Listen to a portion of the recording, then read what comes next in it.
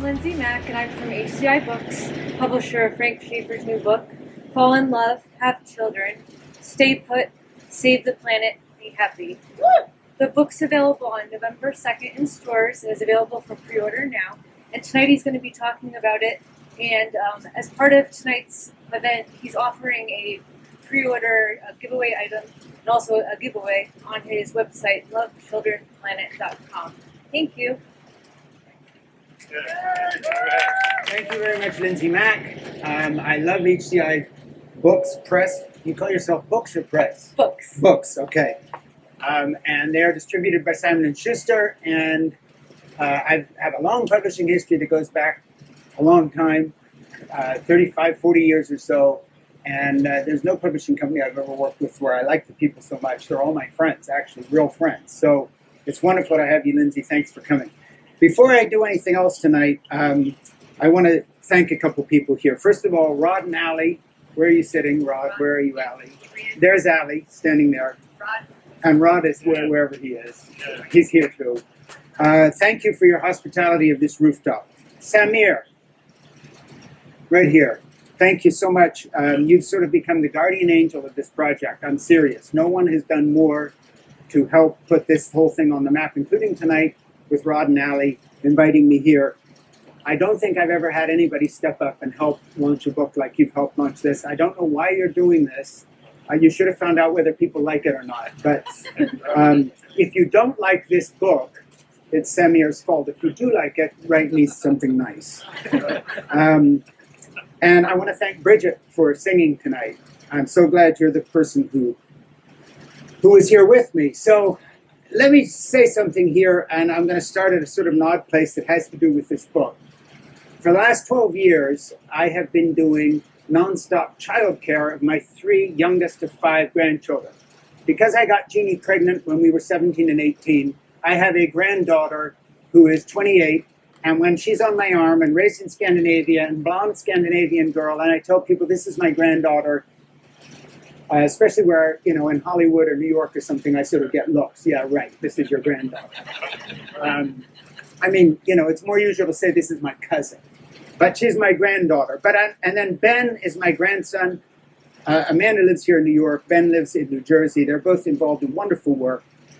But then the 3 little ones live across the street, and they are the son of my Marine, John, who fought in Afghanistan at the beginning of the war. When very near here, some planes were crashed into a tower.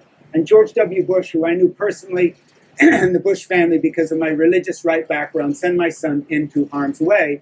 He had volunteered for the Marine Corps as a lark after high school to find himself. And as I said to him after his second combat tour, how did that work out? He came back alive. The whole time he was gone, my great fear was hearing the sound on my gravel driveway of any van or truck. Because the way the Marines tell you your son or daughter has been killed is to drive to your house with 2 Marines in dress uniforms. They knock on your door and they give you the news. So for 2.5 years while he cycled in and out of combat, every time I heard anything on the driveway, literally my heart stopped. These were nights I didn't sleep. It's like a black hole of memory. If people think that only Marines go to war, you don't understand, they take a whole family with you. And my life was finished at that point. I lived between his satellite calls to me. Now, down my driveway come Lucy, Jack, and Nora. Lucy, presently 13, 3 inches taller than me. That doesn't say much, but she's a big girl. She's 13 now. Jack is 11, and Nora is 7.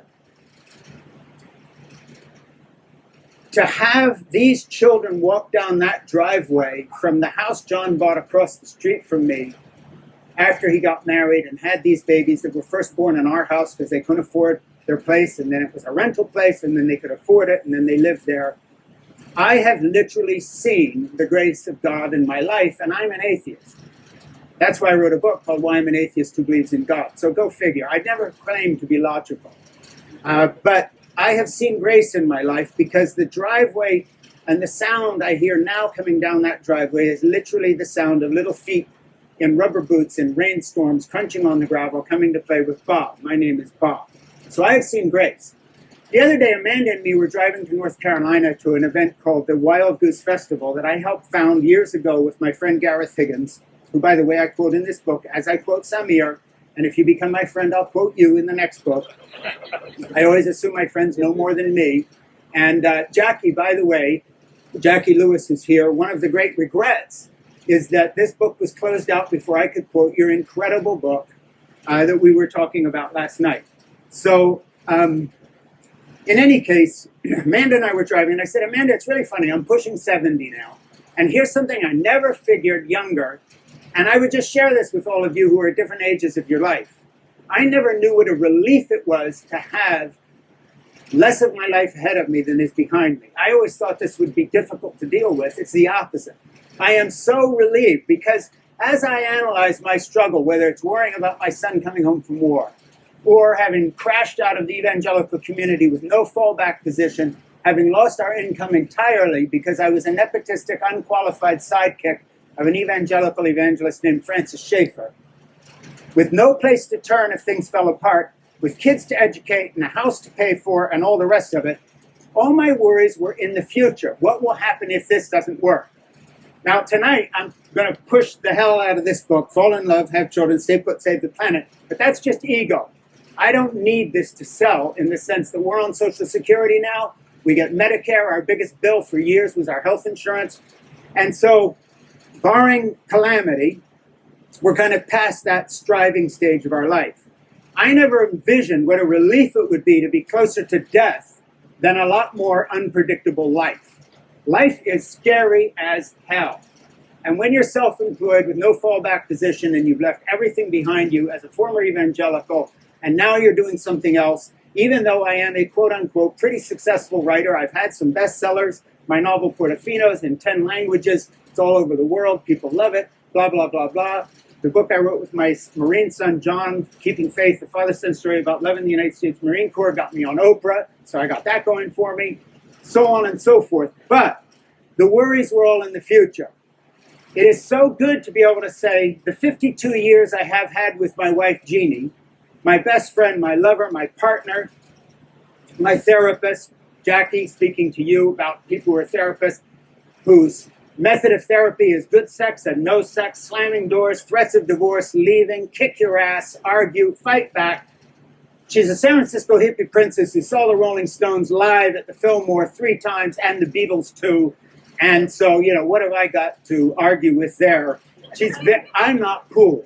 Like that great movie, you know, the great movie, Almost Famous, that great line when Hoffman turns and he says, people like us are not cool. I'm not cool. I've never been cool. I had polio. I limp. I'm short. I'm a writer who used to be an evangelical. I kind of screwed up when I was a young parent by being too harsh with my children and now have reparented myself by being a halfway decent grandfather and given a second chance. And God's grace has given me children that are my very good friends now. But that said, my wife is cool. When you meet Jeannie, that makes me look really good. And I always joke and tell people, I say, listen, be honest with me, those who know Jeannie. Have you ever met anyone who knows us as a couple who actually likes me better than her? And I've never met anyone who does. And that includes the grandchildren, who if you 2 lines are forming, they love Ba. But if it's, Ba or G or Nana, it's always Nana. And as Nora, who's 7, says to me sometimes, Ba, sometimes you lie to me, but Nana always tells the truth. So there you have it. So let me introduce this book a little bit to you. Fall in Love, Have Children, Stay Put, Save the Planet, Be Happy. I'm going to give you the general thesis of the book. And then I'm going to read a few passages, and we're going to have some Q&A. And then, by the way, if you see these books here, these are my personal gift to those of you here attending tonight on the roof. I can't give you the people who are watching. I'm just on my bended knee. I get down here, but it's below the camera line. But imagine I'm on the ground now, licking the pavement, begging you, in the name of Jesus or whatever you believe in, to order my book now on Amazon so it shows up like a trickle of urine in a river that will be washed away soon and everyone will forget it. But God damn it, for a minute, there's a little froth on the surface. It's like, hey, I was there. Oh, it's gone. Okay, life is short. But that said, please help me exist for 10 seconds. I'm 70. Give me one more bite at the apple. Please. Okay, that's it. That's my pitch for the book. Just personal sympathy, begging, and whining. And I'll do some more whining later. All right, but what is the book about? And I'm going to tell you what it's about. It's about what I've discovered actually works in life. And I started this book as a 1.5 year, maybe a 2-year project. And then I made the mistake of trying to back up what I was saying with actual facts, which is always a mistake because now you have to do some research. And I have sciencey friends who teach in universities, mostly women who do very interesting things. And I started sending them rough drafts, and they liked it, which was a great relief to me. But they kept saying, you have to read this other book. You have to do this. Here's 3 more papers you got to read. 5.5 years go by, 27 drafts, in which I rewrote the book entirely, and then COVID hits. And I realized what I'm calling for in the book, which I'll talk about in a second, has actually happened in the sense everybody's been forced to go home and say, what the hell were we doing before we were forced to go home? Do we want to return to our jobs? Do we want to still work out of our house? Toddlers are running through Zoom calls with bank presidents, and before that they had to hide their families. Women have been lying about their careers as if they don't have families because they work for white male oligarchs who have set business up on a 1940s, 50s basis where families aren't supposed to exist, just your job exists. That's the world we're in. And my daughter's a CEO right here in New York City of a company that invests in green energy. And as she told me, and I quote her in the book, for years we've been hiding our families. Now with the Zoom calls and COVID, families were there, toilets are flushing in the background. I was on the phone with the bank president yesterday, she tells me, he was whispering and says, I just put my daughter down for a nap. And this was for an international call of financiers. Well, this doesn't usually happen here in this area where we are near Wall Street. Suddenly families showed up and said, excuse me, I'm walking here, says the toddler. I have needs, like Jackie talks about. Feed me, I need something. They didn't just conveniently disappear. Oh, some woman will deal with it. Some caregiver will deal with taking care of my mother. Some caregiver will deal with taking care of my children. You're stuck with actually being a human for once. So then I had to go back and write a 28th draft, which was, this becomes a post-COVID blueprint for the future. Because what I was calling for was forced on us by Mother Nature, who sent us a memo and said, you have been screwing around a long time with your environment. I'll do something to you that will give you clean skies overnight. There will be no planes flying. And it wasn't 9/11 down the road here. It was all the planes landing because of COVID.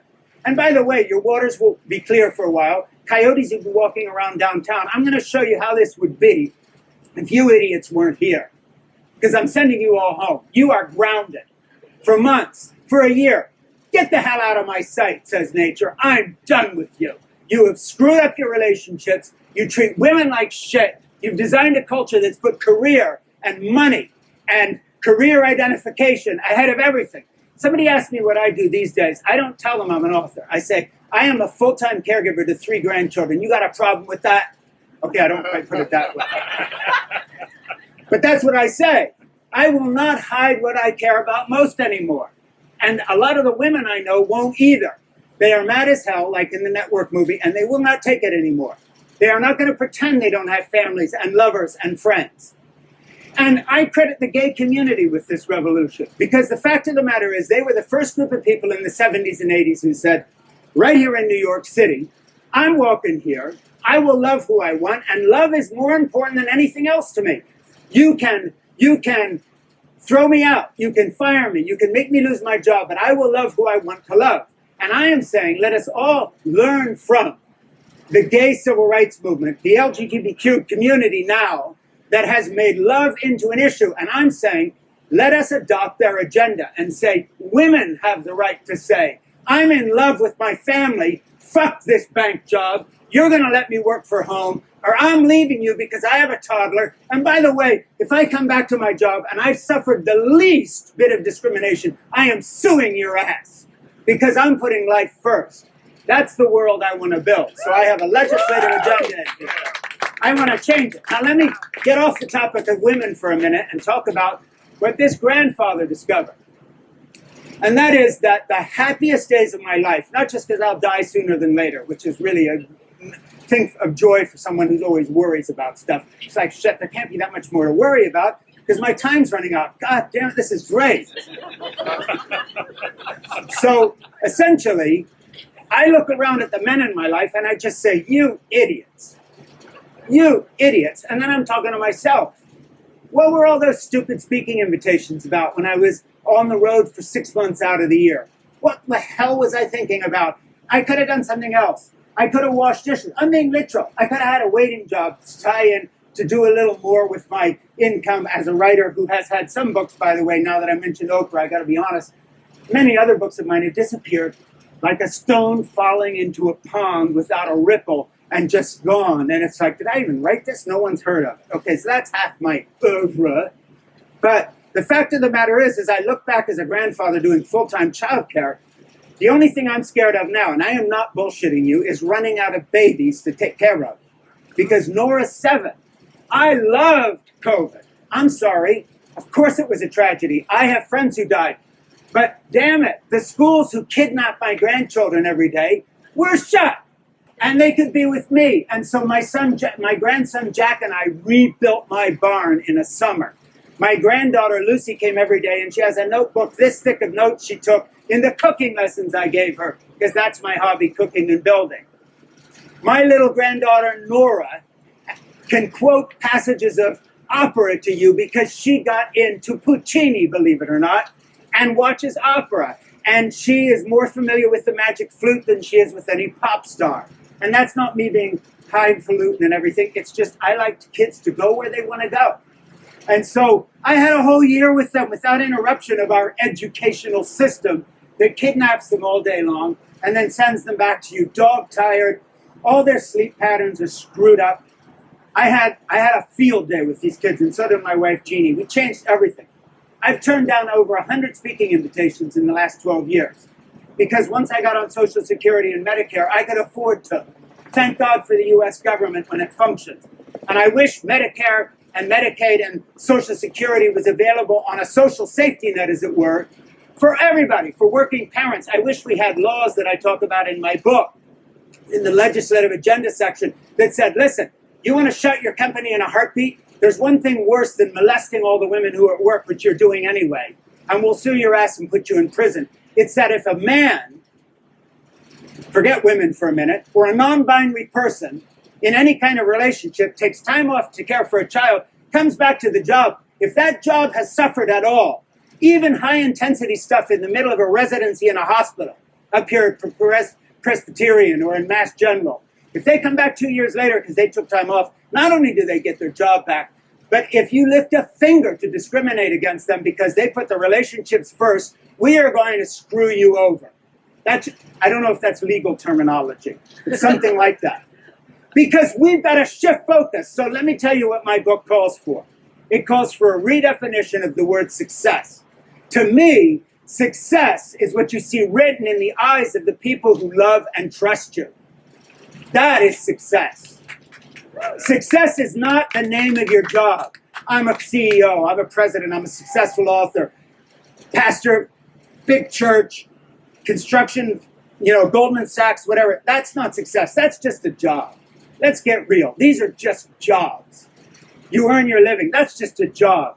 Success is the relationship I have with my 13-year-old Lucy that I talk about in this book, and I tell her story all through it. When she texts me all her little news items as if I was a contemporary and I'm keeping up with her life. That is my biggest success today. It isn't a book. It's that I have a teenage granddaughter who treats me like a contemporary and tells me everything. That is success in my life. That's how I've judged it. I've made horrible mistakes. I have bitter regrets. But here's something that went right. Speaking of what Jackie always talks about self-love. Here's a little something that weighs the balance in that direction. Lucy loves me. And I was her primary caregiver all through babyhood and toddlerhood.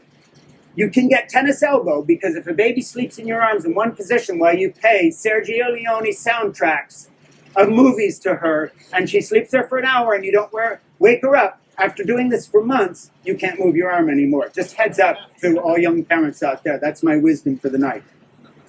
So I'm going to wrap this up, but before I do that, I'm going to read you a couple things out of the book here. And one of them is just here in the introduction. This book is for every parent fighting for more time with their children, every grandparent who cares about their grandchildren, anyone thinking about having children, gay, straight, and non-binary people trying to balance career and family, high school and college students trying to figure out relationship strategies, anyone in love who wants a how-to on how to stay in love, feminists looking for an unlikely male ally, and legislators looking for support and ideas related to crafting family-friendly legislation. This book is also for some of us who regret our choices about family relationships, having kids, quote, too early or, quote, too late. Those choices are behind us. There's not a damn thing we can do to take them back and start over. So that's who the book is for. Maybe you were like me, I'm skipping a little bit, and feeling regretful, and in my case, ashamed of some past actions. If you had been down at the march today, as I was, with women protesting Texas and the whole abortion thing, carrying signs, I was there in support. I was there with my friend Laura Murphy, who's here. You notice her cameraman here making a documentary about my journey on all of this, not this book, but my journey called Crazy for God, which was a memoir I did. I felt shame when I stood there because they're there because of the stupidity in the 70s and 80s of my dad and me and my family and the religious right people we were working with that unleashed the Protestant wing of the pro-life movement. Part of this book is a little bit of reparation and damage from that. A mea culpa, I'm sorry. For instance, I can't go back and have kids at 28 instead of doing what Jeannie and I did, getting pregnant as teens. Worse, I can't go back and be a better father. I was a kid myself and an angry, misinformed one at that. I'd been groomed to be mean. Jackie was talking about anger. But in my neck of the woods, Protestant evangelical theology of Reformed Protestantism told you from your birth as a male, you were in charge of the women. You were in charge of the children. Discipline them. And I'm sorry for the language since this is going out. Forgive me, everybody. But I'll tell you exactly what being brought up an evangelical in the Reformed tradition groomed me to be. And that is an asshole by divine right. That's what evangelical white Protestant Christianity groomed me to be. An asshole by divine right. Thank God for my hippie princess Jeannie, who stumbled into L'Abri, traveling with her sister, knowing nothing about evangelical Christianity. She saw the Rolling Stones 3 times at the Fillmore live when she was a teen, the Beatles 3 times. Her friend was dating the Santana drummer. This was a cool girl. And for some reason, she stuck with me and got me out. Literally saved me. Literally saved me. Because she forgave me enough times for my stupidity, for my Protestant evangelical throw your weight around discipline, rule the family shit. So that in the end, she cured me. And that's all in this book. And when I learned to do better, I'd fall back into old ways and was still a jerk more often than I ever want to admit to myself. I could blame others for what I was told. I can't blame them for doing things I'd woken up to as being wrong. Those are my fault, and I know what shame feels like. Now, the redemptive curve in this book is that I've learned the lesson that Jackie talks about in Fierce Love. And that is that through Jeannie's love of me, I learned to love myself. Because what I saw reflected in her eyes was not condemnation. It was love and forgiveness, and she gave me so many chances. And she was so smart and so sensible and so wonderful to me that I call a lot of you my friends, but I only really have one friend. I'm a terrible social creature. I don't hang out with people because I have Jeannie. Why would I hang out with you guys? I'm sorry. I mean, this is someone we've been through it together. You know, I fear new relationships because you have to explain everything. And Jeannie knows with a look, it's like, hey, you know, all right, that was the whole conversation. And so we love each other. So let me just finish this thing and then we'll go to the discussion part. I want to tell you some of the specifics that are in this book. What I enjoy most in this book is my stories about Lucy, because I was making a diary about her as I went on. And if you read those, that's my favorite bit of the book. The rest is homework that my sciencey friends gave me to do.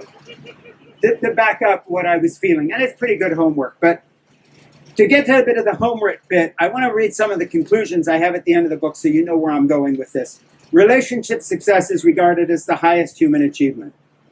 So forget Goldman Sachs. Forget what Trump did, money-wise. Forget his politics, obviously. But relationship success is regarded as the highest human achievement. Sharing joy with our children is understood as the only point of having children. That's it. There's only one point of having a child. Now let me say something parenthetically here. When I say fall in love, I don't necessarily mean romantic love. This applies to someone who has never been romantically in love and never will be and doesn't want to be. They can fall in love with other people just as deeply and passionately because we love those around us. Are we caregivers or not? Tonight, and I'm not being facetious here, everybody watching who pre-orders this book, okay, remember, I'll say it slowly, who pre-orders this book and then becomes a reviewer on Amazon, so I exist for 2 minutes like piss in a river. Remember, that's the analogy, for 10 seconds till it fades, okay? And I'm not being facetious here. At that point, you are my mother because you are my caregiver. You have had compassion on me. And people sitting here laughing at what I say or smiling or nodding their heads or showing up tonight, you are my caregiver. So fall in love and have children has nothing to do with having biological children. It has to do with seeing yourself as a caregiver of others first and a striver second. If you are a caregiver first, you are the mother in the life of the people around you, the caregiver, the nurturer. And that is a path open to males. In fact, males who don't do that are idiots because they finish their life with nothing but a heap of money and a bunch of memories of, quote, successes that every year you get wiser look more like trash and mean nothing. As David Brooks said, nobody on their deathbed is trying to remember their business successes. They hope they're surrounded by loving family or friends. Have children. Who are our children? Well, I have some biological children. But I have children that aren't biological, and so do you. And they're just as much my children. So someone who doesn't have children, or a gay adoptive couple, or a single adoptive parent who hasn't had a biological child, or someone who's not going to have a family at all, having children is totally open to you. My son, Francis, my oldest son, John's babies are the ones in this book. Francis doesn't have children. Francis is the kind of high school science teacher where parents come to me with tears in their eyes talking about the extra tutorial time he spends with their kids while he fixes them lunch so they'll have something to eat as he teaches them math. And that's why they have been able to progress in their academic career. Those are his kids, as much as he's my son. Stay put. Don't move for money. If you have to for a job, fine. But people say, oh, you're so lucky. You've lived in the same house 41 years. How fortunate. No, not fortunate. I could have moved many, many times to do many, quote, more successful things. I stay put. Guess what? I know all my neighbors. My friend next door who disagrees with me on politics and he's still an evangelical has my drive for free. I know when people are well and ill in my community. I know them all by name. I know who's got what type of cancer. They know when I had my last colonoscopy and talk to me about what it's like to drink 2 gallons of something that makes you crap all night. And these are just the people I meet while walking the dog. And sure, my memory is shit, and I know more dog names than people names, but that's just my brain doesn't work. So stay put. Save the planet. Save the planet by not being a greedy pig. Don't always look for more consumption, more money, more stuff, more shit, more things, more position, more title. Believe me, the people in this life who put relationships first are not the ones who are busy building their personal rocket ships and trashing the ozone layer. And I mention no names. And be happy. What is the point of this book? It is not to do the right thing because Jesus or anyone else said it, let alone me. It is because, as Jackie says in her book, Fierce Love, which we also are here talking about and talked about last night, self-love is the beginning of things. You have a right to happiness, and this culture is robbing you of that right. This is a pre-political issue. If you designed a country that makes people lonely and unhappy, the business-oriented capitalist model of American commerce is that culture. If you're a woman, you want a baby, pretend you're not female, pretend you don't have a biological clock. We'll let you sneak out of the office for 10 minutes on Thursday next week to have an $180,000 IVF procedure that you've been working on for 3 years because we basically are scared of employees who are women because they do this terrible thing. They have children once in a while, and that just gets in the way of everything. You're a man and want to stay home and be a parent. You're never going to rise in this company. You took a whole year off with your children. you're not serious. If we don't change that, all the statistics that we so loathe in this country, whether it's opioid addiction or suicide, 4 times more policemen kill themselves by their own hand than are killed in the line of duty, all this will keep going. And so my book is a challenge to put first things first, to rediscover your right to be happy, and to change this country legislatively, morally, religiously, spiritually, academically, because the universities are as culpable as anybody, until we can exercise that right in the same way that the gay community did when they came out. So women, men who want to put family and friends first, whether they're gay, straight, non-binary, single, attached, pair-bonded, childless, or child-free, as some of them see it, or with kids or grandchildren, we all have the right to step out and to say, I have the right to be happy. I am coming out. I'm coming out as a mother, like gay people came out. I'm coming out as a father. I am coming out as a grandfather. You got a problem with that? That's my book. Thank you.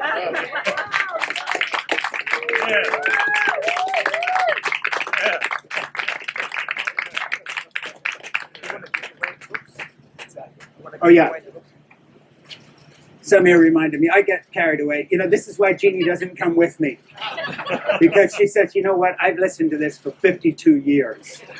You know, and so she doesn't have to hear any more words from me. You heard them tonight. Okay. How long would you stay married to this guy? About another 30 seconds and we're out of there. No, but at home, I'm a gentler, kinder version.